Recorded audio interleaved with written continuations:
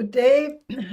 Let me welcome our audience and especially our guest today, Ambassador Jack Matlock, who is one of those outstanding time witnesses who have been in crucial positions at key branching points in history, namely the end of the Cold War, since you were the ambassador of the United States in Moscow at that time and participated in many of the crucial discussions which, really laid the basis for an incredible chance in history, which in my view, and I think you share that to a certain extent, was lost.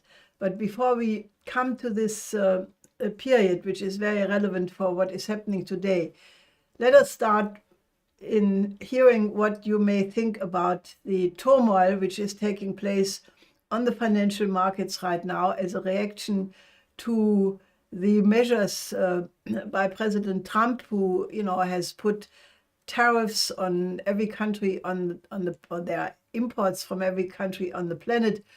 And it seems chaos developing, and I think there are very few people right now in the whole world, including in governments, who have any idea where this is going to. So do you think that President Trump has a clear-cut plan? And does he have a clear idea how to execute that to reach whatever his goal may be?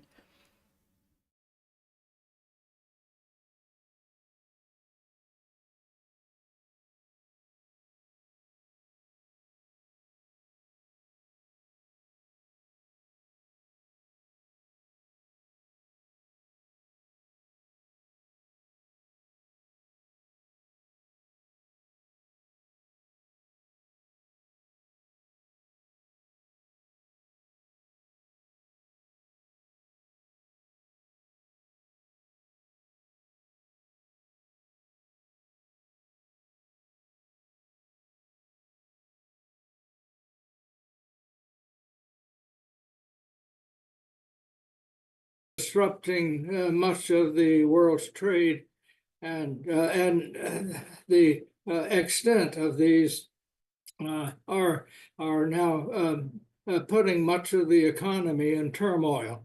Our stocks now have been decreasing the value of them for the last 4 or 5 days, and the stock market just opened recently today here, and they're continuing their downward slide.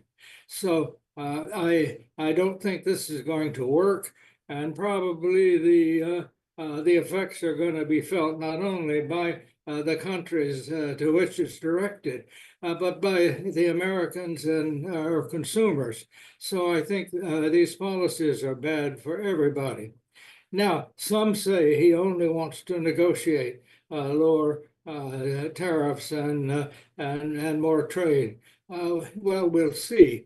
But the extent of these, I think, are so totally unreasonable that they're going to hurt a lot of people. So that I think that you're going to see in the United States increasing opposition to them. Now, the average consumer, it may be a few months before they feel it, but certainly some of our workers, like automobile factories, are already laying off workers because of the tariffs on parts and others that would be coming in. So I think we'll see, but certainly these have been, I would say, a very destructive force so far. Well, it seems that this is already affecting the financial markets a lot. For example, many banks are starting to unwind their derivative positions. And, I think given the fact that the transatlantic financial system is so over-indebted, and that you have a derivative exposure of what some experts are estimating $2 quadrillion in outstanding derivative contracts.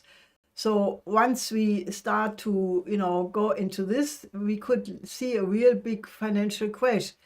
Now, that is my question, because I think, if Trump let's say he wants to undo globalization, and there could be made some arguments that there is a legitimate reason, because the globalization as it has developed over the last decades has made the very rich, more billionaires, more millionaires, and many, many poor, more poor all over the world. So that a correction of the system is, desirable, one could argue. But my biggest concern is that, you just can't do things like bullying all over the world, pushing people, I mean, it may be Trump's famous style, but I think the proper way to have done it would have been to call in a big international economic conference, like a New Bretton Woods conference, and then, discuss the principles of how this reorganization should be done, and then put the details to a task force and expert groups and work it all out in a goodwill cooperation. But that doesn't seem to be what Trump is up to. What do you think? No, that is definitely not Trump's style. And as I said, I think this is going to backfire. And about how soon he'll be forced to change, if he is forced to change, we simply don't know. So I think there are a lot of uncertainties ahead. But certainly his style is one to shake things up and to show that he's the one in charge. He is clearly an authoritarian type leader. And because of our, I would say, very convoluted politics over the last actually a decade or more in the United States, he did win the election. But the fact is that neither of our political parties gave us a candidate who was dedicated to peace. And I think that peace is important for us and for the entire world. And instead of continuing to fuel wars in various places, we should have been trying to dampen them down. We'll have to see how these various things work out. But certainly on the economic front, we should remember, we Americans, that we are now running a debt deficit of more than $36 trillion. And how much longer the dollar can retain its value with such a heavy debt load, and given Trump's plans to cut taxes, and the fact that inflation is going to continue, I see that the U.S. debt may continue to rise. It's already much too high. So that, I think, is something that is waiting to bring not only the United States, but the world into an economic recession and crisis of sorts. Well, when President Trump came in, many people were extremely hopeful that when he started to make signs that he wants to normalize relations with Russia, that this was the most important, because it was like at the end of the previous administration, we had come dangerously close to a real escalation because of the long-range missiles into the territory of Russia and so forth. We were sitting on a volcano.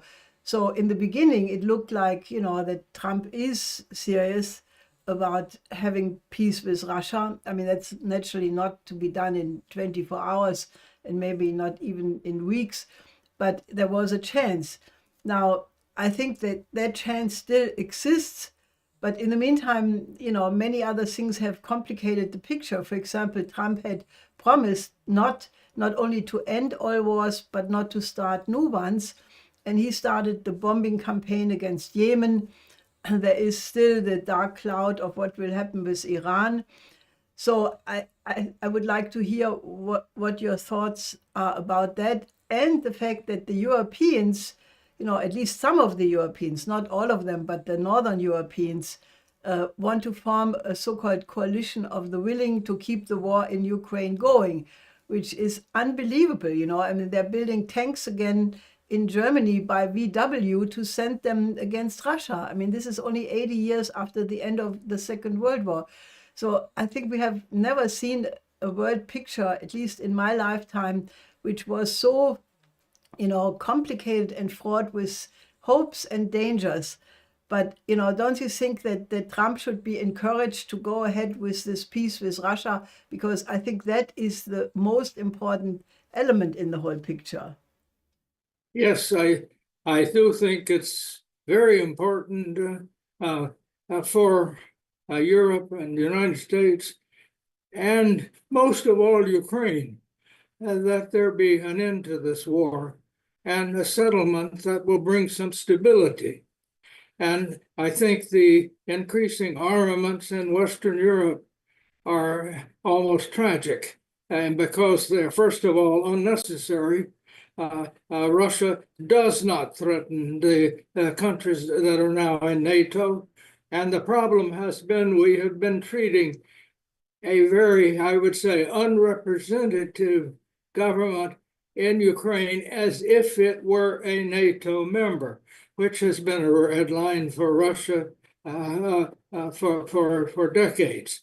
Now, and yet what we have done in bringing arms in, we and our European allies, and is the most we would be required to do if they were a NATO member. And the Russian leader has been making it clear for over 20 years that there's an absolute red line in bringing Western armaments into Ukraine, or I would say Belarus. Frankly, we should understand that, because our own countries, particularly the United States, would not tolerate armed bases on countries next to it, Mexico or Canada or in the Caribbean, but armed by some foreign power. So I think that to say that the war in Ukraine was unprovoked is simply a misrepresentation of the facts. And now, in order to settle it, it cannot be settled by a establishment of borders that were created by Stalin and Hitler. We should not forget that these borders, in bringing what is now Western Ukraine and uniting it with Ukraine, was a creation of Stalin and Hitler. And why we want to have Ukrainians die and have their country destroyed in order to defend the heritage of Joseph Stalin and Adolf Hitler beggars the mind. I just do not see it, and I can't understand how both the United States and our European allies have been such a victim of such a delusion that somehow Ukraine is entitled to all of those borders, regardless of what it does in regard to its very large minority of Russian speakers. Because what happened over time was that they took away the cultural rights of these people, and let's face it, much of the violence has been created by neo-Nazis that have all of the symbols and have now put up monuments to some of the worst war criminals during World War II, involved in the execution of the Jewish inhabitants in what was then Eastern Poland, but is now Western Ukraine. So it seems that European policies are myopic in that, historically myopic, and you forget the history of these problems. And second, tunnel vision, because in looking at the past to the extent we do, you forget much of the relevant facts. Well, I find it hardly to understand how history forgotten. I don't know if that's the right English word. How much the Europeans have indeed totally shrugged off the memory of the history of 80 years ago. You said that Russia does not have the intent to conquer other European countries, which is right now the big narrative why this militarization is being promoted. They don't have the capacity to conquer the rest of Europe, and I don't think they have the intention, because Russia has turned away from Europe and towards Asia, towards the BRICS. So I cannot see even a motive, and I don't see the capability for them to attack. Nevertheless, this is the narrative. And there has now been a very important development, which I think bears on that, and that is the fact that the New York Times, a couple of days ago, maybe a week ago, had a 13,000 word long article, which was an investigation they did over 1 year. They interviewed 300 people from many countries. And the short and the long of it is that they basically admit that from mid-April 22 onward, the entire Ukraine war was commanded, carried out, advised, technically assisted, and so forth from Wiesbaden, from the U.S. headquarters for Europe and Africa. And, they brought Ukrainian top leaders, military leaders in plain clothes to Wiesbaden in mid-April 22. And then they describe in the article in great detail that practically the entire war was conducted by the Americans from Wiesbaden, and that the Ukrainians really had a very subordinated role, basically being the cannon fodder for this operation. Now, this is, I think, a very important admission, because, the whole narrative of NATO right now and these Northern Europeans is, that this was an unprovoked war of aggression, that, even if a journalist or some commentator would doubt that, you are at this point in Europe in danger that you will be fined if you even question that narrative.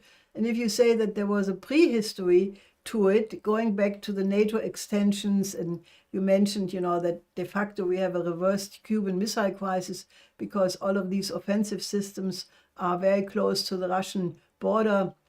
Some of these systems have a warning time of maybe 6 minutes to Moscow. So, anybody who would look objectively at the situation would say it was not unprovoked. So what do you think is the consequence of this New York Times article? I mean, they still, in my view, have a certain amount of cover story, because they say, the Americans did everything right. It was just that the Ukrainians didn't obey the orders of the Americans properly, and that's why the war was lost.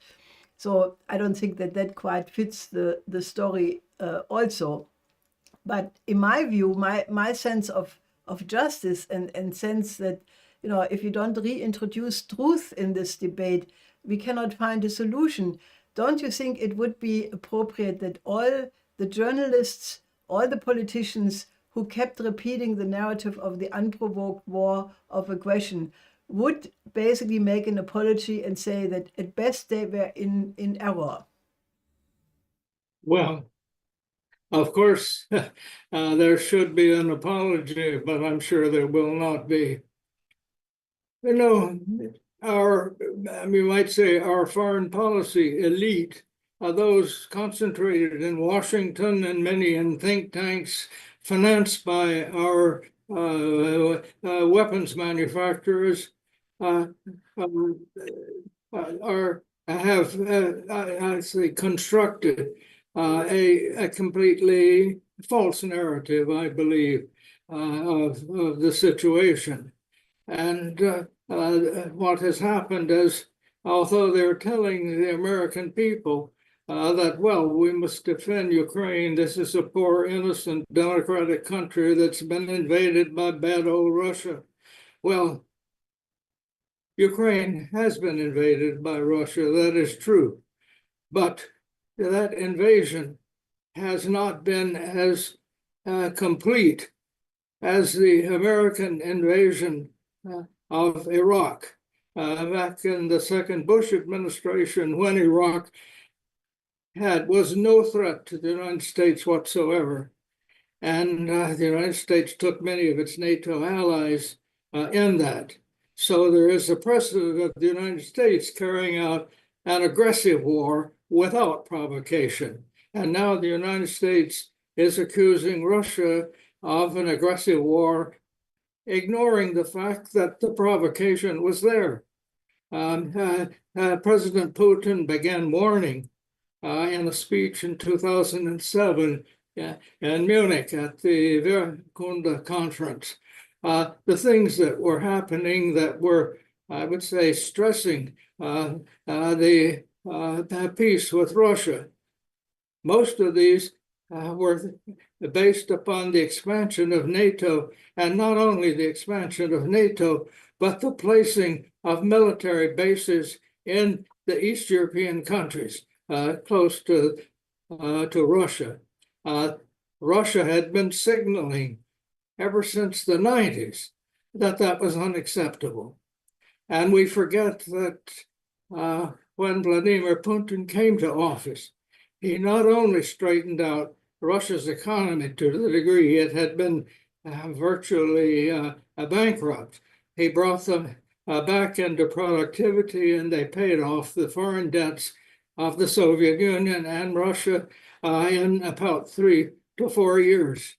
And he brought some regularity into the Russian economic system, so that at that time he was considered himself an ally of the West and trying to bring Russia into the West. And repeatedly the efforts to create a security system that would include Russia as well as the other countries was simply ignored by the Western countries and the United States. Instead, there seemed to be an effort to pull away former parts of the Soviet Union, parts that were legally in the Soviet Union, like Georgia and particularly Ukraine, from Russian influence. And that, for obvious reasons, was unacceptable. But the idea that somehow Russia is always aggressive forgets the fact that it was actually the Russian leader that broke up the Soviet Union. After all, it was Boris Yeltsin's meetings with the leaders of Belarus and Ukraine that brought down the Soviet Union. That was not a victory for the West, and that was not when the Cold War ended. The Cold War ended earlier, and the United States at that time, during the first Bush administration, did not want the rest of the Soviet Union to fall apart. We had always wanted the 3 Baltic states to regain their independence. We never recognized that they were legally part of the Soviet Union. The other 12 republics we did recognize were legally there. And as the first President Bush told the Ukrainian parliament in 1991, asked them to avoid suicidal nationalism. And yet that suicidal nationalism, the sort that had earlier affected Georgia and brought war there, began to be dominant in Ukraine. And this is simply ignored by those who now argue that, we must defeat Putin or else he'll be a threat to others. I don't like what Putin has done internally. I certainly don't like the invasion. But as one who warned from the late 90s not to expand NATO, and particularly not to put bases there in Eastern Europe without security guarantees to Russia, would be catastrophic. Almost all of us who negotiated the end of the Cold War made that clear when the question was being debated in the United States. And it is a tragedy that our prediction now has been brought about. I'll make another point, that we and our West European friends are destroying Ukraine in this process in an attempt simply to weaken Russia. We all need Russia to cooperate in what are the great challenges at the present and the future. The ravages of environmental degradation, and we see every day more fires, floods, and so on. And yet these wars are preventing us from really dealing with the climate change.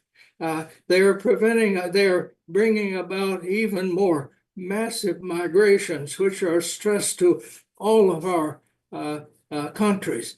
And instead of uniting to try to deal with them, we are fueling fights, not only in Ukraine, but even worse in the Middle East, where we are tolerating a genocidal policy that Israel is following regarding Gaza and increasingly the West Bank. And the coverage of these in our principal media are simply heavily biased. Well, I thank you for your voice of humanity, which you express so clearly. I mean, what is your explanation? Why? I mean, I can only say that the speeches given by Putin repeatedly when Clinton visited Moscow, I think in 2000, and when Putin spoke to the German Bundestag in 2001, he even spoke in part in German. He quoted all the German poets and, expressed a very warm attitude towards Germany, which I think was very remarkable, given the fact that Germany, after all, had a leading role in the Second World War, killing 27 million Russians, which is still very, very actual in the mind of the people talking about the Great Patriotic War. So I thought that the Russian behavior in the time of the German unification and even afterwards was extremely generous. I mean, they admitted, they agreed to let Germany be part of NATO, if there would be no extension of NATO to the east. And, what I'm really struggling with is how can my contemporary Germans, how can they be so negligent and ignorant and indifferent to German history? Because we should be grateful to Russia that, we had this peaceful revolution, which was historically a tremendous chance. We could have had a peace order. We could have moved in a completely different era of human civilization. And I'm still struggling with the idea, why do they hate the Russians so much, or some people do, that they bring about the potential destruction of all of civilization rather than admitting that they were erroneous? Well, I think you're quite right in many respects. I was present when our Secretary of State repeatedly assured President Gorbachev and the Soviet foreign minister that if they agreed to the unification of the then two German states, and unification on terms that had been set by West Germany, that is, simply absorb the German Democratic Republic into the West German constitution. In other words, the East German Länder would simply become part of Germany. The Soviet position earlier was that there had to be negotiation between the two states. But events within East Germany made that impossible when in the elections in February, I think it was 90, brought the CDU the plurality of votes in the German Democratic Republic. In any event, there was an agreement then that when Germany was united, that although there was nothing about NATO expansion in the agreements, there was a provision that there could be no foreign troops or nuclear weapons in what had been the territory of the German Democratic Republic. Now, actually, the assurances given by the American Secretary of State and the German Foreign Minister, and I understand the British Prime Minister at that time, was there would be no NATO expansion to the east, and as Secretary Baker said at one point, not 1 inch. And that he was talking about the territory of the German Democratic Republic at that time. But obviously, this would have implied to Eastern Europe. They weren't talking about Eastern Europe because at that time there was still a Warsaw Pact. And there was never any thought that we would be expanding it further. The talks were about East Germany. And then the treaty did prohibit any foreign bases. So by later, when we began to expand NATO, President Putin at that time did not object to the first expansion. He did not even object to the expansion to the 3 Baltic states. When that was being discussed, he came to New York and made a speech at Columbia University. I was teaching there then, and I asked him directly in a public meeting what his position was on inclusion of the 3 Baltic countries into NATO. He said he thought that was unnecessary, but he would not oppose it so long as there were no foreign bases there. And so what we ignore when we say that, it's just NATO expansion, it is NATO expansion plus foreign bases. And we mustn't forget that the anti-ballistic missile bases that were later established in Poland and Romania used missiles that by a change of software could have been offensive. So there is a good solid reason for President Putin to have opposed this. So, yes, the current war in Ukraine is an utter tragedy, most of all for Ukraine, but also for Russia, because it is going to create for generations hostility between the 2 countries. But the fact is, for the peace of Europe, you're going to have a settlement on a basis other than a total restoration of the borders that Hitler, Stalin, and in the case of Crimea, Khrushchev created. And so that, I think, is the fact, and why that isn't understood more widely in Europe, and in particularly in Germany, it's hard for me to understand. Well, the head of state of Georgia just basically said, that he thinks that the Europeans are now a deep state, or they're in affinity with the deep state in the United States, what people call the deep state. So, I think it's geopolitics. I think it's the British Empire. If you look at people think that the British Empire has vanished or is no longer existent, but I think it exists in a different form. First, you have the Commonwealth, you have the Five Eyes, and then the financial powers in Wall Street and the City of London, which are sort of the extension of the British Empire, because they control much of the conditions of credit and trade and so forth. But I think that if you look at the role of the British in this conflict, they have been instigating again and again Keir Starmer came to Washington in the late phase of the Biden administration, egging him on, to use the long-range missiles into the territory of Russia. So can you say how you see the role of the British in the Anglo-American special relationship?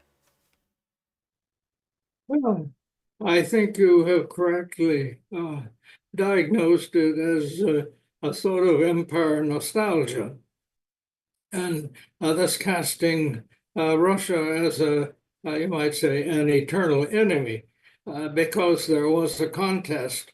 Yeah, of course, the Crimean War, then the contest over control of Afghanistan, which goes back to the 19th century, and so on. And so that yes, I think that in many minds, the Americans have become, in effect, the enforcers for reestablishing a sort of British Empire inspired by the same attitudes. But I don't think this is in the interest of the people in the United Kingdom. And again, I think that both of our governments, we also shouldn't forget that the aggressive invasion of Iraq, which the second Bush administration carried out based upon false evidence, which they knew was false when we look back. And who were our main allies in that? Well, the British. So that, again, I don't think this is really in the interest of the British people. But you have maybe the many of the emotion and thoughts of empire that, and particularly places like Crimea, which of course in the 19th century was attacked by the British. By the way, the great writer Leo Tolstoy, later a pacifist, was actually a Russian artillery officer in the defense of Crimea during the Crimean War. So many of these things that today who are fighting over for emotionally for Russians are a very integral part of their own history. And so one of the things the West Europeans and Americans should understand is this conflict is largely a civil war among East Slavs as to who control what and where they're oriented. And like other civil wars, the interference of others simply exacerbates it. And this could have been settled without a total war if the two Minsk Accords had been observed. But they were, that violation was by the signatories, France and Germany. You hear now, oh, you can't trust Vladimir Putin. If you actually look at what he said and what others have said, these, I would say, France and Germany have broken more agreements than he has. Everybody has broken some. But in this case, I think we have seen an attempt to trim down Russia and to limit its influence. And of course, it is weaker than the United States. But the fact is that in trying, as our former Secretary of Defense said, to weaken Russia, we actually are doing more to divide the world and to create, I'd say, larger problems for ourselves and for all of humanity. Well, I think that the United States is also in a crisis because, at the Bandung conference, this was the first Asia-African conference of the non-aligned movement. President Sukarno and Nehru, they were discussing actually, that the War of Independence of the United States was the first anti-colonial war of any country. And, I think, if the people of the United States could simply go back to look at their own history, look what was the intention of the American Republic, of Benjamin Franklin, of the founding fathers, of John Quincy Adams, who famously said, it's not the purpose of the United States to go abroad and look for foreign monsters. The American system of economy was set up by Alexander Hamilton.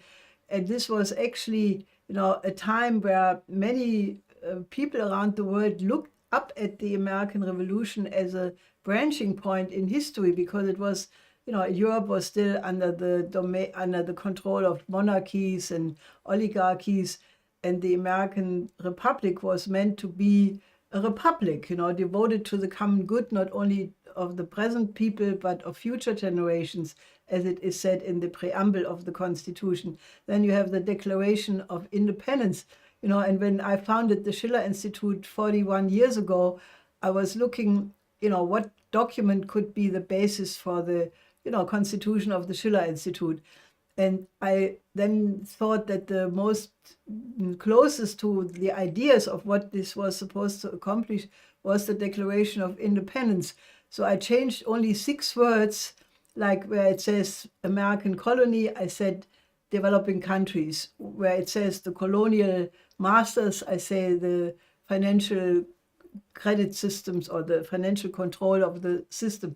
So by just changing 5-6 words, I made it applicable for the whole world, because I wanted the Americans to remind themselves of their own proud tradition, and I wanted the Americans also to see that other countries have the same right like them have, and that the other countries see what is the better genius of the United States. So, I mean, what in your view would be necessary to revive that proud tradition of America and reject the British Empire quib? Well, I think that at the end of the Cold War, we Americans and our West European allies simply adopted a false doctrine. We seem to have adopted, with minor changes, the former Soviet idea that communism was going to sweep the world by revolution, and that therefore it was their historic duty to support revolutions in various countries. Well, of course, the fact was that these revolutions did not produce the socialism that Marx had described. They produced totalitarian systems. But there was another assumption there, that if you were what they call socialist, that is dominated by the Soviet Union, they would be friends. And of course, in Eastern Europe, this was a matter of Soviet domination. But then other countries that were Marxist, like Yugoslavia, Albania pulled away, China pulled away under Mao Zedong, so that actually this idea that this was going to be the future of the world was simply incorrect. Now, after as the Soviet Union was breaking up, we had our philosophers saying this was the end of history, and following sort of a distortion of Hegel, that this time it was going to be democracy and capitalism that was going to sweep the world, and that it was the duty of the United States as the principal democratic and capitalist country to spread democracy in the rest of the world. Now, there's several things wrong with that. One thing, it is certainly not true necessarily that simply because you've got the same form of government, you're going to be friends. Whether you're friends or not depends on a lot of things. And the second is that one country cannot create democracy in another. if democracy is, as Abraham Lincoln said at one point, government of, by, and for the people, then how can another person create it? In fact, if other countries get involved in the internal politics of they're apt to do more harm to the people they wish than that. And you quoted John Quincy Adams quite aptly, because when he warned against and said America goes not abroad seeking monsters to destroy, he also said in his very flowery language that if the United States gets involved in disputes in Europe and backing one side or the other in these disputes, America itself will become an empire. And he warned against it. And now what we have is a president who very much admires President McKinley, which was in the United States turned into an openly imperialistic mode. American foreign policy has vacillated, and it has vacillated in a number of different ways. But when we began to expand outside North America, then it was under McKinley, and and McKinley seems to be the idol of President Trump. He often quotes him.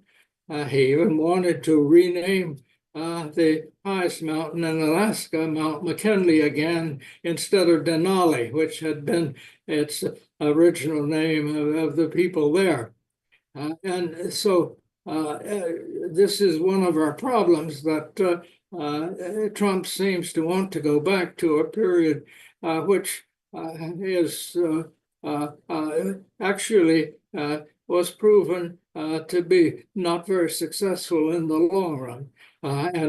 But I would say that American policy does vacillate. It always has. It has not been a straight line by any means. And I think that what we're going to see is in many ways a failure of the current policy, and certainly the current belligerent way that tariffs are being used, and we're continuing to fuel wars in the Middle East and give the arms for what is clearly a genocidal war against Gaza, and so on. So I think that many things are happening now that are not going to work out well. But I would also say that there can be unexpected turns fairly quickly. When I was advising,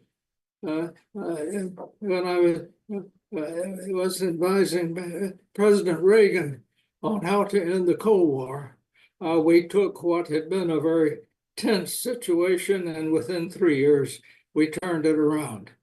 And so I think that unexpected things can happen. But one thing I would say is that the idea that there is going to be a future in trying to divide the world between East and West, and to use military means is, I think, going to be disastrous for everybody. And the sooner we come off that, the better off everybody is going to be. Well, I believe since a long time that, we have reached a point in human history where we have to make a new chapter, like the new time, a new paradigm, which must be as different like the modern times was from the Middle Ages. I mean, if you think about the 14th century, which was the Black Death, you had a superstition, witchcraft belief. The peripatetics were debating how many angels can sit on a pin. It was really one outlook which was very backward. And then came the Italian Renaissance, And you had the beginning of the modern time, urbanization played a bigger role. The role of the individual became more distinct. The role of science and technology to improve the living standard of people became a factor. You had book printing, and the modern times had very different axioms in what people were thinking about the image of man, the nature of the universe. And I think we have reached a point in history where we have to really think about a new paradigm, leave behind us imperialism, oligarchism, greediness of this unrestricted type we experience today, and really think of what puts us as one humanity on a completely different plane. Because, from all the creatures known in the universe, on the planet, but also on the universe, the human species is the only creative species. We can again and again come up with solutions to solve problems. We can make scientific discoveries which completely changes the mode of living, improving life expectancy, living standard of more and more people. And I think we are really challenged now to give ourselves an order which allows the survival of all nations on the planet, taking into account the interest of every nation on the planet. Sort of like the Peace of Westphalia did that as the first time, to really think you have to consider everybody's interest, or else nobody's interest is taken care of. And I hope that some leading people in the world would come up with the idea of creating a new paradigm, a new security and development architecture, which does exactly that. So if you would be so kind to tell me what you think about such an idea. Well, I think you're right that we need to find a way to a world system that will tolerate different cultures. We have to recognize that as important as some of the ideas of you might say the Western Renaissance and development of international law, that there were other periods, like during the Dark Ages in Western Europe. Byzantium was in the East was much more successful. Also, in the early Middle Ages, many aspects of Muslim society, particularly that in Spain, was, I would say, more liberal and more perceptive than the prevailing Western ideas. So the idea that somehow the rise of Europe and what for a time was the domination of the rest of the world was a temporary condition, and it carried with it the burden of implicit racialism, a domination of colonies elsewhere. We're still seeing developments beyond that. But I think today, when we worry about, say, Chinese influence, I look out and it seems that influence is being brought about by Chinese economic policies, by Chinese investment and sales in various countries. China, so far as I know, has no military bases outside its borders except some of these disputed islands there. Whereas the United States has over 80 bases in over 80 countries. Now, it seems to me that to talk about, a Chinese military threat is ridiculous. Now, of course, China has not excluded using force against Taiwan, but God forbid that we get into a war over that. Actually, if that should happen, it is not at all clear that China would not prevail. And I think today the idea that excluding export of things like advanced chips is going to bring about a situation where China simply leapfrogs the United States in some of these technology areas. I think there's been sort of a blindness to this.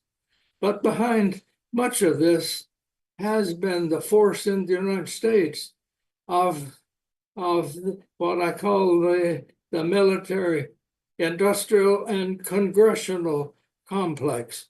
The idea that somehow you've got to find peer competitors in order to finance a bigger and bigger so-called defense budget, a defense which has become increasingly offense.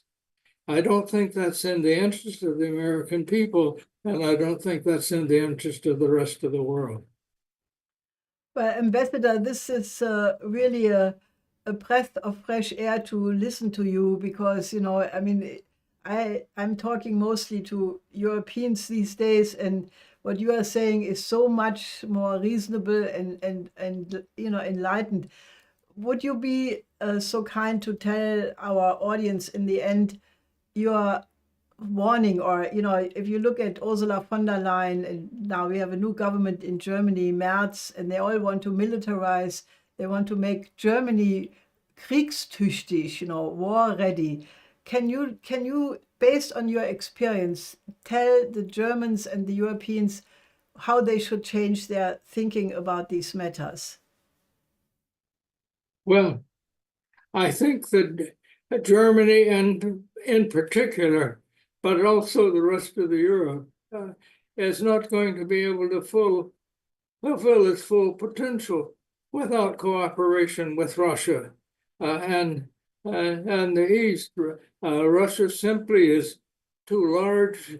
It contains so many resources, and of course, it has a culture which is European and one of the most important cultures for Europe.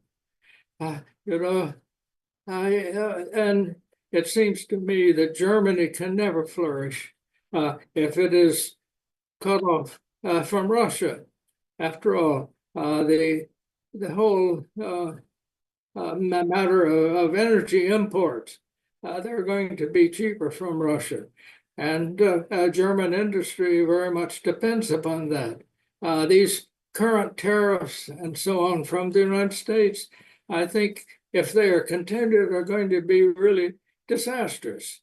And to act as if Russia is a threat to Germany, I think is simply a very dangerous delusion. Well, thank you so much. Let me express my thankfulness to you and, spontaneously tell you that you are a fantastic human being. And I hope you give us the joy again in the future. Thank you so much. Well, thank you for the compliments and for the privilege of being on your show. Till very soon. Okay. So, bye. Bye-bye. Bye.